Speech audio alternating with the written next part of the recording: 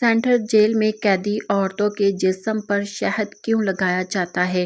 یہ جان کر شاید آپ کے بھی ہوش اڑ جائیں۔ میری زندگی کا سب سے خوفناک دن وہ تھا جب میں نے پہلی مرتبہ سینٹرل جیل کے اندر قدم رکھا۔ میرے ہاتھوں میں ہتھ کڑیاں تھیں، دل میں شدید خوف اور آنکھوں میں آنسو بھرے ہوئے تھے۔ میں کومل تھی، جو کبھی اپنے گھر کی لاڈلی، انتہائی نازک مزاج اور محبت میں پلی ہوئی لڑکی، جسے امی ابو نے بہت پیار سے پالا۔ آج مجھے ایک قاتلہ کے طور پر اس خوفناک جگہ قید کر دیا گیا۔ جب جیل کا مرکزی دروازہ میرے پیچھے بند ہوا تو لگا جیسے زندگی کا آخری دروازہ ہمیشہ کے لیے بند ہو گیا۔ میں چیخ چیخ کر رونا چاہتی تھی، مگر آنکھیں بالکل خالی ہو چکی تھی۔ میں نے پیچھے مڑ کر دیکھا جیسے کوئی آخری امید باقی ہو، مگر وہاں صرف خاموشی اور گھورتی نظریں تھیں۔ مجھے ایک موٹی بدصورت عورت کے حوالے کر دیا گیا، جو جیل کی سپرنٹنڈنٹ تھی۔ اس کی آنکھیں انتہائی سخت اور بے رحم تھیں، جن میں ذرا سی بھی ہمدردی نظر نہیں آتی تھی۔ اس نے مجھے سر سے پاؤں تک ایسے دیکھا جیسے کسی سامان کے معائنہ کر رہی ہو۔ اس کی نظروں میں کچھ ایسا تھا جس سے میں اندر تک کانپ گئی۔ چلو کپڑے اتارو، اس نے حکم دیا۔ اس کی آواز میں سختی اور بے رحمی صاف جھلک رہی تھی۔ میں نے حیرت سے اس کی طرف دیکھا۔ میری آنکھیں حیرت سے پھیل گئی تھیں۔ میرے منہ سے بس ایک لفظ نکلا، کیا سنائی نہیں دیتا؟ کپڑے اتارو، یہاں تمہارے گھر کے کپڑے نہیں چلیں گے۔ وہ دانت پیس کر بولی۔ میرے ہاتھ کانپنے لگے۔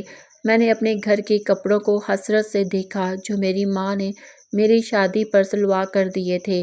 ہلکے گلابی رنگ کا سوٹ جس پر نفیس کڑھائی تھی، جس سے ماں کی محبت بھری خوشبو آتی تھی، مگر اب مجھے وہ اتارنا تھا اور جیل کا گندا موٹا لباس پہننا تھا۔ جلدی کرو، میرے پاس وقت نہیں، سپرنٹنڈنٹ نے غصے سے کہا۔ میں نے آنسو روکنے کی کوشش کی اور مجبوری میں کپڑے اتارنے لگی۔ میں نے خود کو اتنا بے بس پہلے کبھی محسوس نہیں کیا۔ میری انگلیاں کانپ رہی تھیں، میرا پورا جسم سن ہوتا جا رہا تھا۔ جب میں نے گھر کے کپڑے اتار دیے تو مجھے جیل کی مخصوص وردی دے دی گئی، جس سے عجیب بدبو آ رہی تھی۔ اس کا رنگ سرمئی اور کپڑا بہت کھردرا تھا۔ جب میں نے وہ پہنا تو یوں لگا جیسے میں اپنی پہچان کھو بیٹھی ہوں۔ چلو میرے ساتھ، سپرنٹنڈنٹ نے کہا اور میں اس کے پیچھے چل پڑی۔ جیل کی راہداریوں میں اندھیرا چھایا ہوا تھا، دیواریں نم اور سلن زدہ تھیں، جس سے میرا دم گھٹ رہا تھا۔ راستے میں کئی قیدی عورتیں نظر آئیں، کچھ رو رہی تھیں، کچھ خاموش سے سر جھکائے بیٹھی تھیں اور کچھ پاگلوں کی طرح چیخ رہی تھیں۔ یہ منظر دیکھ کر میرا دل بیٹھ گیا۔ کیا میرا انجام بھی یہی ہوگا؟ یہ خیال آتے ہی میرا جسم کانپ اٹھا، مگر اچانک میں نے محسوس کیا کہ سپرنٹنڈنٹ مجھے عام قیدیوں کی طرف نہیں لے جا رہی، بلکہ دوسری نسبت صاف جگہ کی طرف مڑ گئی۔ یہاں روشنی کچھ بہتر تھی اور بدبو بھی کم تھی۔ تم خوش قسمت ہو، سپرنٹنڈنٹ نے طنزیہ لہجے میں کہا۔ تمہیں خاص کمرے میں رکھا جائے گا۔ خاص کمرہ؟ میں نے ڈرتے ہوئے پوچھا، مگر اس نے جواب نہ دیا۔ بس اس کے ہونٹوں پر عجیب مسکراہٹ آئی جو مجھے اور زیادہ ڈرا گئی۔ وہ ایک کمرے کے سامنے رکی، دروازہ کھلا اور مجھے اندر دھکیل دیا۔ کمرے میں داخل ہوتے ہی مجھے فرق محسوس ہوا۔ یہ کمرہ باقی جیل سے مختلف تھا۔ فرش صاف تھا، دیواریں بہتر حالت میں تھیں۔ ایک کونے میں 3 چارپائیاں تھیں جن پر صاف چادریں بچھی تھیں۔ کمرے میں پہلے سے 2 لڑکیاں موجود تھیں، دونوں جوان اور خوبصورت تھیں، مگر ان کے چہروں پر عجیب سا خوف تھا، ایسا خوف جو الفاظ میں بیان نہیں ہو سکتا۔ یہ عام قیدیوں والا خوف نہیں تھا، یہ کچھ اور ہی تھا، بہت گہرا اور بہت خوفناک۔ ایک لڑکی کونے میں گھٹنوں سے لپٹی بیٹھی تھی، اس کی آنکھیں سوجی ہوئی تھیں جیسے وہ بہت رو چکی ہو۔ دوسری لڑکی بستر پر لیٹی تھی اور چھت کو بے جان آنکھوں سے دیکھ رہی تھی۔ یہ تمہاری نئی ساتھی ہے، سپرنٹنڈنٹ نے کہا، اس کا خیال رکھنا۔ دونوں لڑکیوں نے میری طرف دیکھا، مگر ان کی آنکھوں میں خالی پن تھا۔ وہ کچھ بولی نہیں، بس مجھے دیکھتی رہی اور پھر خاموش ہو گئی۔ سپرنٹنڈنٹ جا چکی تھی، پر میں ڈری سہمی وہیں بیٹھ گئی۔ کمرے میں ایسی خاموشی تھی جو دل کو چیر دیتی ہے۔ میں نے ہمت کر کے کہا، ہیلو، میرا نام کومل ہے۔ کونے میں بیٹھی لڑکی نے سر اٹھایا، مگر کچھ نہیں بولی۔ دوسری لڑکی جیسے سن ہی نہ رہی ہو۔ نام 302، اب یہی ہمارا نام ہے۔ کافی دیر بعد جواب ملا، تم کب سے یہاں ہو؟ میں نے پوچھا۔ لگتا ہے ہم نے یہی جنم لیا، لڑکی نے سرد آواز میں کہا۔ تم جلد جان جاؤ گی۔ اس کی آواز نے میرے رونگٹے کھڑے کر دیے۔ میں نے گھبرا کر پوچھا، کیا جان جاؤں گی؟ پلیز مجھے بتاؤ۔ اچانک دوسری لڑکی نے نفرت سے گھورا اور اپنے بال زور زور سے کھینچنے لگی، پھر اچانک بالکل ساکت ہو گئی۔ جو لڑکی یہاں آتی ہے اسے اچھا کھانا، بستر اور سہولتیں ملتی ہیں کیونکہ ہم مال ہیں، سامان ہیں جنہیں اچھی حالت میں رکھنا ضروری ہوتا ہے، کونے والی لڑکی نے روتے ہوئے کہا، اور اس کی آنکھوں سے آنسو بہنے لگے۔ میں الجھ گئی، میرے دماغ میں طوفانی خیالات اٹھنے لگے۔ مال، سامان، یہ سب سن کر دل دہل گیا۔ ہفتے میں ایک دن، بستر والی لڑکی نے کہنا شروع کیا، مگر اس کی آواز کانپ۔ ہفتے میں ایک دن کیا؟ میں نے گھبرا کر پوچھا تو اس نے نظریں چرا لی۔ تمہیں خود معلوم ہو جائے گا، بس اتنا جان لو، لڑکی زندہ لاش بن جاتی۔ وہ سانس تو لیتی ہے مگر مردوں سے بھی بدتر زندگی گزارتی ہے۔ ہر لمحہ وہ موت کی دعائیں مانگتی ہے مگر یہاں موت بھی آنے سے انکار کرتی۔ مجھے یقین نہیں آ رہا تھا میں کیا سن رہی ہوں۔ میری سانسیں تیز ہو گئی، میرے ہاتھ ٹھنڈے پڑ گئے۔ میں نے گھٹنوں پر ہاتھ رکھا اور دیوار سے لگ گئی۔ یہ کمرہ جو پہلے بہتر لگا تھا اب مجھے قبر کی طرح محسوس ہونے لگا۔ یہ صفائی، یہ اچھے بستر، سب کسی بہت بڑی سازش کا حصہ تھے۔ مجھے لگا، مجھے احساس ہوا کہ میں ایک بہت بڑے خطرے میں پھنس چکی ہوں، اکیلی، ایسا خطرہ جس کے بارے میں مجھے کچھ معلوم نہ تھا مگر جان لے سکتا۔ مجھے جیل میں آئے صرف 2 دن ہوئے تھے مگر یہ 2 سال جیسے لگے۔ میں نے ساتھی قیدی لڑکیوں سے بات کرنے کی کوشش کی مگر وہ خاموش رہی۔ جب بھی سوال کرتی وہ جواب نہ دیتی، یہ بہم سا جواب دے دیتی۔ ان کی خاموشی میں ایک عجیب خوف تھا جو مجھے اندر تک ہلا دیتا۔ کافی دیر بعد مجھے ان کے نام معلوم ہوئے۔ کونے والی لڑکی سائمہ تھی، وہ مجھ سے 3 سال بڑی تھی اور 6 ماہ سے یہاں قید تھی۔ دوسری لڑکی فریحہ تھی جو زیادہ تر خاموش رہتی تھی، میری ہم عمر۔ اسے یہاں آئے تقریباً 4 ماہ ہو چکے تھے اور وہ کم ہی بولتی تھی۔ تیسرے دن صبح میں نیم نیند میں تھی کہ دروازہ زور سے کھل گیا۔ میں چونک کر اٹھ بیٹھی۔ سپرنٹنڈنٹ دروازے پر کھڑی تھی، سخت چہرے کے ساتھ۔ اس کے ساتھ 2 اور عورتیں تھیں جن کے ہاتھوں میں مختلف سامان تھا۔ اٹھو سب، آج ہفتہ ہے، سپرنٹنڈنٹ نے اونچی آواز میں حکم دیا۔ سائمہ اور فریحہ فوراً بیٹھ گئی اور ان کے چہرے یکدم سفید پڑ گئے۔ فریحہ کے ہاتھ کانپنے لگے اور سائمہ نے آنکھیں مضبوطی سے بند کر لی۔ سپرنٹنڈنٹ اندر آئی اور ساتھ والی عورتوں نے سامان فرش پر رکھ دیا۔ میں نے دیکھا شیشے کے جار تھے جن میں گاڑھا سنہری مادہ بھرا تھا، ساتھ تولیے اور کپڑے بھی رکھے تھے۔ منظر دیکھ کر میرا دل ڈوب گیا۔ آج تم تینوں کو تیار ہونا ہے، سپرنٹنڈنٹ نے عجیب مسکراہٹ کے ساتھ کہا۔ پہلے تم اپنے جسموں پر یہ شہد لگاؤ گی، اس نے حکم دیا۔ شہد؟ میں حیرت سے پوچھا، کیوں؟ تو اس نے سخت نظروں سے دیکھا۔ سوال مت پوچھو، جو کہا جائے وہی کرو، اس نے بے رحمی سے کہا۔ میں نے سائمہ اور فریحہ کی طرف دیکھا، وہ سر جھکائے بیٹھی تھی جیسے یہ سب پہلے بھی ہو چکا ہو۔ میرے دل میں خوف بڑھنے لگا۔ میں نے انکار میں سر ہلایا تو وہ غصے سے میرے قریب آ گئی۔ ابھی بہت کچھ سہنا ہے، تمہیں یہاں انکار نہیں، صرف حکم چلتا ہے۔ میں یہ نہیں کروں گی، آپ مجھے مجبور نہیں کر سکتی، میں نے کہا۔ یہ سنتے ہی اس نے زور زور سے میرے گال پر تھپڑ مار دیا۔ میں زمین پر گر گئی، منہ سے خون بہنے لگا، سر گھومنے لگا۔ یہاں تم قیدی ہو اور قیدی حکم مانتے ہیں، اس نے چیخ کر کہا۔ میں فرش پر بیٹھ کر رونے لگی، گال جل رہا تھا، دل ٹوٹ چکا تھا۔ میں نے کبھی نہ سوچا تھا کہ ایسی ذلت بھی میری قسمت بنے گی۔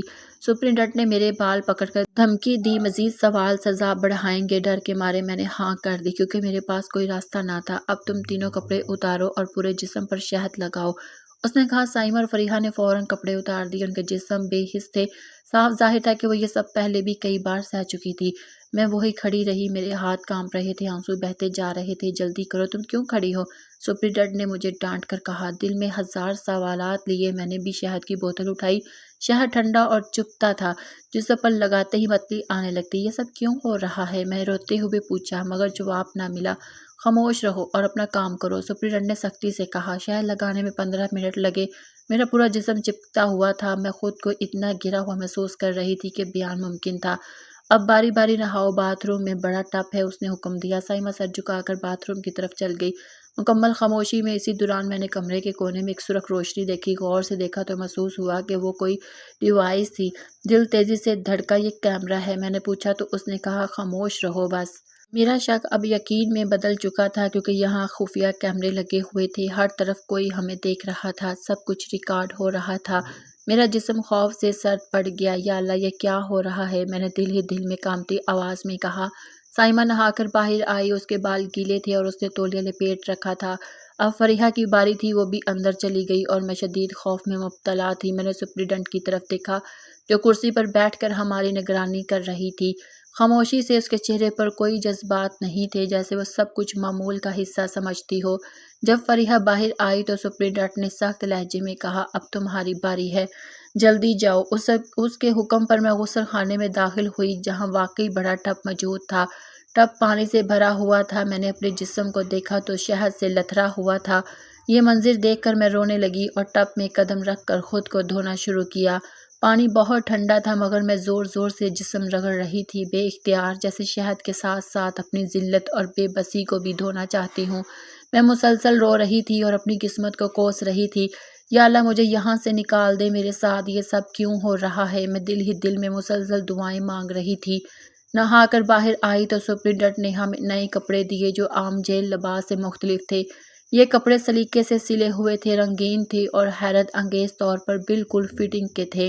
یہ کپڑے پہنو، سپرنٹنڈنٹ نے حکم دیا۔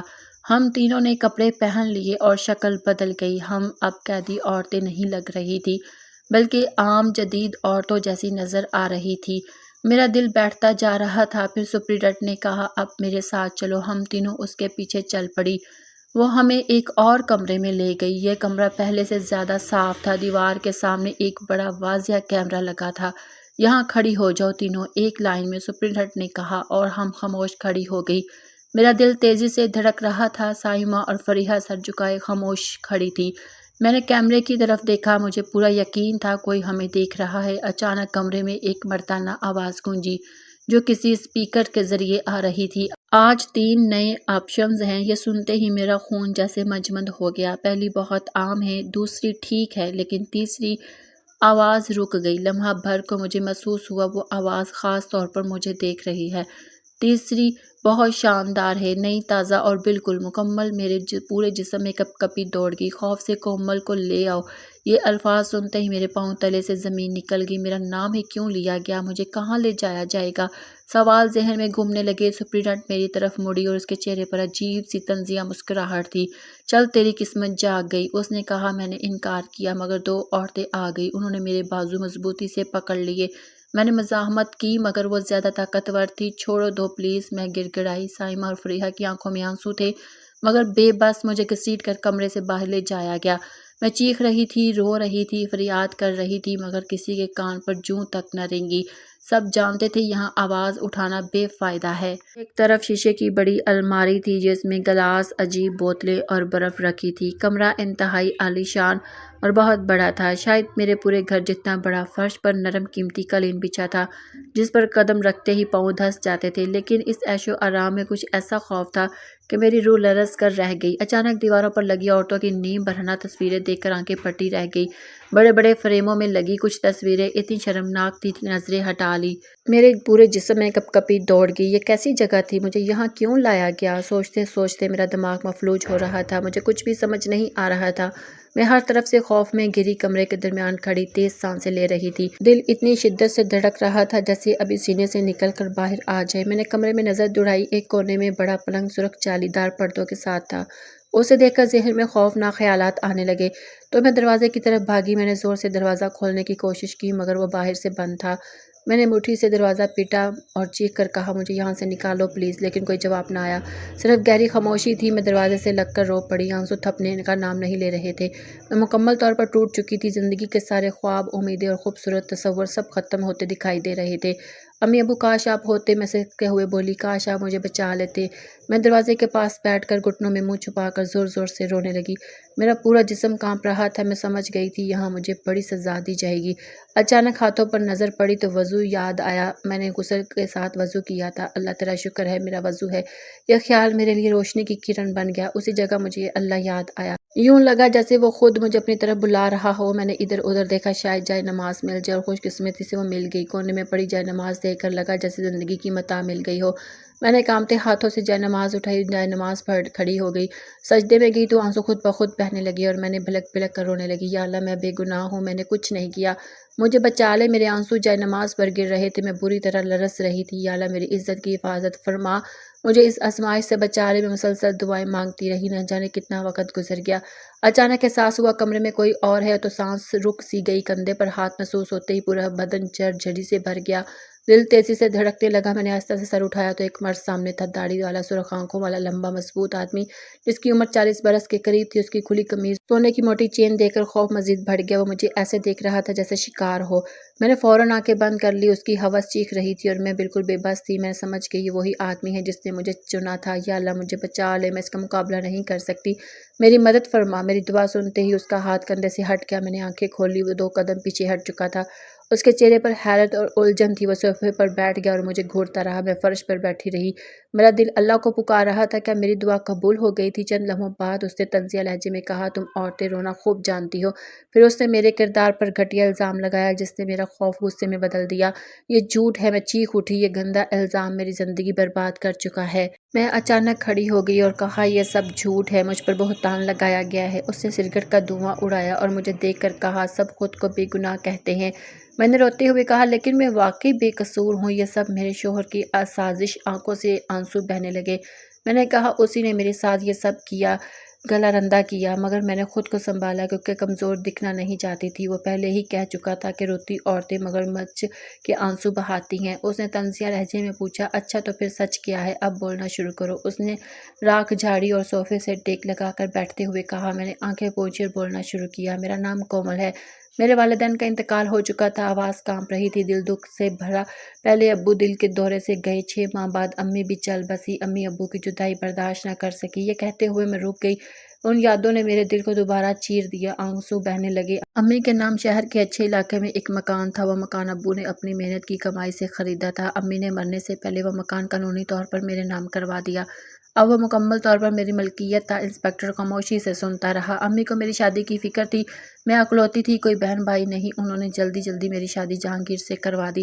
جہانگیر کا نام لیتے ہی میرا لہجہ تلخ ہو گیا، دل دکھ سے بھر آیا۔ وہ ہمارے دور کے رشتے دار کا بیٹا تھا۔ امی نے اس پر بھروسہ کیا، انہوں نے سوچا وہ میرا خیال رکھے گا، مگر حقیقت مختلف نکلی۔ شادی کے فوراً بعد امی کا انتقال ہو گیا اور جہانگیر کا اصل چہرہ سامنے آیا۔ وہ دوسری عورتوں سے تعلقات رکھتا تھا۔ یہ کہہ کر میرا چہرہ شرم سے جل گیا۔ وہ اکثر رات کو نشے میں گھر آتا اور کبھی عورتیں بھی لے آتا۔ انسپکٹر نے پوچھا، تم نے کبھی نہیں کچھ کہا؟ میں نے کہا، بہت بار کہا، ہر بار جھگڑا ہوتا، وہ مجھے مارتا، گالیاں دیتا اور اپنی مرضی بتا۔ اور اس نے کہا، کوئی نہیں جو اسے روک سکے۔ آنسو پھر بہنے لگے۔ پھر اس نے مجھ سے مکان اپنے نام کرنے کا مطالبہ شروع کیا۔ میں نے انکار کیا کیونکہ وہ امی کی آخری نشانی تھی۔ وہ میرے والدین کی محنت کی کمائی تھی، میں اسے برباد نہیں ہونے دے سکتی تھی۔ انسپکٹر نے کہا، تم نے انکار کیا؟ میں نے کہا، ہاں۔ اسی دن سے ظلم بڑھا، وہ مجھے مارنے لگا، روز جھگڑے ہوتے اور دھمکیاں دیتا۔ میں رک گئی، آگے بتانا سب سے مشکل مرحلہ تھا۔ سانس چڑھ گئی اور میں خاموش ہو گئی۔ انسپکٹر نے پوچھا، پھر کیا ہوا؟ میں نے آہستہ سے کہا، میرا ایک کزن احمد تھا، ماموں کا بیٹا، والدین کے بعد وہی کبھی کبھی میرا حال پوچھنے آتا تھا۔ انسپکٹر نے شک سے پوچھا، کیا تم اسے پسند کرتی تھی؟ میں نے فوراً کہا، نہیں، وہ بس بھائی جیسا تھا۔ امی کے بعد وہ کبھی حال پوچھتا، کبھی ضرورت پر پیسے دے جاتا۔ جہانگیر کو اس کا آنا برا لگتا تھا تو احمد نے آنا چھوڑ دیا، لیکن جہانگیر کو پھر بھی سکون نہ ملا۔ انسپکٹر نے پوچھا، کیسے؟ چند دن پہلے میں شدید بیمار ہو گئی اور بے ہوش ہو گئی۔ پڑوسن نے جہانگیر کو فون کیا مگر رابطہ نہ ہو سکا۔ تب انہوں نے احمد کو بلایا، وہ مجھے ہسپتال لے گیا۔ میں 1 ہفتہ ہسپتال میں ہی رہی مگر جہانگیر دیکھنے نہ آیا۔ احمد نے سارے اخراجات ادا کیے اور مجھے گھر چھوڑایا۔ اسی دوران جہانگیر اچانک اپنی گرل فرینڈ نازیہ کے ساتھ آیا۔ اس نے احمد کو دیکھا تو وہ آپے سے باہر ہو گیا۔ اس نے احمد پر الزام لگایا اور بدتمیزی شروع کر دی۔ احمد نے کہا، میں کومل کو ہسپتال سے لایا ہوں جو تمہارا فرض تھا۔ جہانگیر کو یہ سن کر شدید غصہ آیا اور اس نے احمد کو قتل کر دیا۔ میں چیخ رہی تھی، روک رہی تھی مگر نازیہ نے مجھے پکڑ رکھا تھا۔ احمد کا خون ہر طرف پھیل گیا اور میں زور قطار رونے لگی۔ میں کچھ نہیں کر سکی اور پھر جہانگیر نے پولیس بلائی اور جھوٹ بولا، کہا کہ میرا احمد کے ساتھ غلط تعلقات تھے اور میں اس کے ساتھ بھاگنا چاہتی تھی، لیکن وہ مجھے ساتھ لے جانا نہیں چاہتا تھا، جس پر جھگڑا ہوا۔ پھر میں نے دھوکے سے احمد کو گھر بلا کر قتل کر دیا۔ پولیس نے اس کی بات مان لی، راج نے بھی اس کی بات کی تصدیق کی، دونوں نے جھوٹی گواہی دی اور اب یہاں ہوں۔ گویا اپنی بے گناہ ثابت کرنے کے لیے کوئی ثبوت نہیں تھا، میں نے بے بسی سے کہا۔ اور انسپکٹر نے سگریٹ بجھا کر مجھے دیکھا، کہا کہ تم چاہتی ہو میں سب پر یقین کر لوں بغیر کسی ثبوت کے؟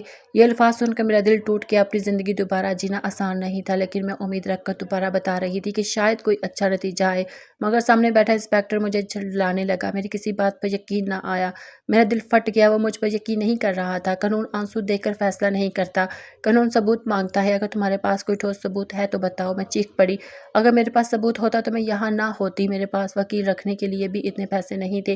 میں فرش پر بیٹھ گئی، میں زور زور سے رونے لگی، کوئی مجھ پر یقین نہیں کر رہا، میں اسی جیل میں مر جاؤں گی، لیکن اگر یہ سب جھوٹ ہے تو انسپکٹر کی طرف دیکھ کر کہا، مجھے سزا دے دو، وہ سزا جو آپ دینا چاہتے ہیں میں آنکھیں بند کر کے قبول کر لوں گی، خدایا میری بات پر یقین کر، میرا شوہر بہت چالاک ہے، مجھے سزا دلائے گا۔ انسپکٹر خاموشی سے میری طرف دیکھ رہا تھا، گہری سوچ میں ڈوبا ہوا تھا۔ میں نے ہاتھ جوڑے، اگر یقین نہیں کرتے تو کم از کم تحقیق کریں، جہانگیر سے پوچھیں، نازیہ سے پوچھیں، پڑوسیوں سے معلوم کریں کہ اس دن کیا ہوا تھا، مجھے انصاف دو۔ انسپکٹر میری بات سننے کے بعد کمرے میں چلنے لگا، پیشانی پر شکنیں تھیں، میں خاموشی سے بیٹھی اس کی ہر حرکت دیکھ رہی تھی، دل زور زور سے دھڑک رہا تھا، میں نہیں جانتی تھی کہ وہ میری بات پر یقین کرے گا یا نہیں۔ اچانک رکا اور میری طرف دیکھا، کہا کہ اگر تم سچ کہہ رہی ہو یہ بڑا جرم ہے، ایک بے قصور عورت کو جیل میں ڈالنا اور اس کی جائیداد ہتھیانا جرم ہے، مجھے تمہاری باتوں پر سچائی نظر آ رہی ہے، میں سنجیدگی سے کہتا ہوں میں مظلوم ہوں، میں نے کوئی قصور نہیں کیا، میں بے بسی سے بولی۔ انسپکٹر نے اعلیٰ افسران سے رابطہ کیا اور کیس کی دوبارہ تفتیش کی اجازت مانگی، اس کی سنجیدگی اور محنت نے مجھے امید کی روشنی دکھائی۔ چند دنوں میں انسپکٹر نے جہانگیر پر خفیہ نگرانی شروع کی، اپنے قابل اعتماد جاسوسوں کو لگا دیا جو ہر حرکت پر نظر رکھتے تھے۔ 3 دن کی مسلسل نگرانی کے بعد کچھ مشکوک معاملات سامنے آئے، جہانگیر نے میرے مکان پر غیر قانونی قبضہ کیا اور فروخت کرنے کی کوشش کی، اس کے ساتھ ایک نوجوان عورت بھی اکثر دیکھی جاتی تھی، جاسوسوں نے بتایا وہ عورت اس کی گرل فرینڈ تھی اور وہ دونوں ساتھ رہتے تھے۔ انسپکٹر نے میرے کزن کے قتل کی دوبارہ تفتیش شروع کی، پولیس فائلوں کے بغور مطالعہ کیا اور پایا کہ پچھلی تفتیش درست نہیں تھی، قتل کی جگہ پر ملنے والے شواہد کی صحیح جائزہ نہیں لیا گیا تھا۔ انسپکٹر نے فائنسک ٹیم سے دوبارہ شواہد کی جانچ پڑتال کروائی، نئی تفتیش میں حیران کن حقائق سامنے آئے، فنگر پرنٹس جہانگیر کے پائے گئے، قتل میں استعمال ہتھیار پر بھی جہانگیر کے نشانات ملے۔ ایک پڑوسی نے کہا کہ وہ جہانگیر کو میرے کزن سے جھگڑتے دیکھتا تھا، یہ تمام شواہد میری بے گناہی کی مضبوط دلیل تھے۔ انسپکٹر نے فوری کارروائی کرتے ہوئے جہانگیر کی گرفتاری کا حکم دیا، پولیس ٹیم میرے گھر پہنچی تو جہانگیر اپنی گرل فرینڈ کے ساتھ تھا، دونوں کو گرفتار کر لیا گیا۔ تھانے میں لانے پر جہانگیر کا چہرہ پیلا پڑ گیا، اسے احساس ہوا کہ اب اس کی ساری کارسازیاں بے نقاب ہو جائیں گی۔ جہانگیر کو حراست میں لیا گیا، نازیہ کو الگ کمرے میں رکھا گیا۔ انسپکٹر نے پہلے نازیہ سے پوچھ گچھ کی، دباؤ اور شواہد کے سامنے آنکھوں میں آنسو آ گئے۔ نازیہ نے کہا اسی لیے سارا کھیل رچا، کومل کا مکان ہتھیانا چاہا، اس نے کومل کے کزن کو قتل کیا اور الزام کومل پر ڈال دیا۔ نازیہ کے بیان کے بعد انسپکٹر نے جہانگیر سے سخت پوچھ گچھ کی، جب اسے بتایا گیا کہ نازیہ نے سب کچھ بتا دیا تو شواہد موجود ہیں، وہ گھبرا گیا، کافی دیر تک انکار کیا، لیکن شواہد کے سامنے آنے پر جہانگیر نے جرم تسلیم کیا۔ اس نے کہا کہ اس نے کومل کے کزن احمد کو قتل کیا اور الزام کومل پر لگایا تاکہ مکان پر قبضہ حاصل کیا جا سکے۔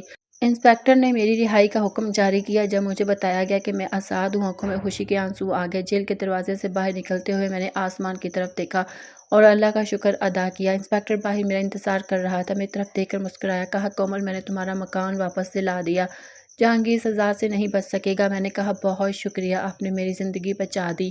چند دن بعد انسپکٹر آیا، چہرے پر سنجیدگی تھی، کہا کومل میں تم سے نکاح کرنا چاہتا ہوں۔ میں حیران رہ گئی، اس نے میری مدد کی، انصاف دلایا، لیکن جیل کے مناظر ذہن میں تھے۔ میں تیار ہوں، شرط ہے کہ مزید کسی مظلوم عورت کے ساتھ ناانصافی نہ ہوگی۔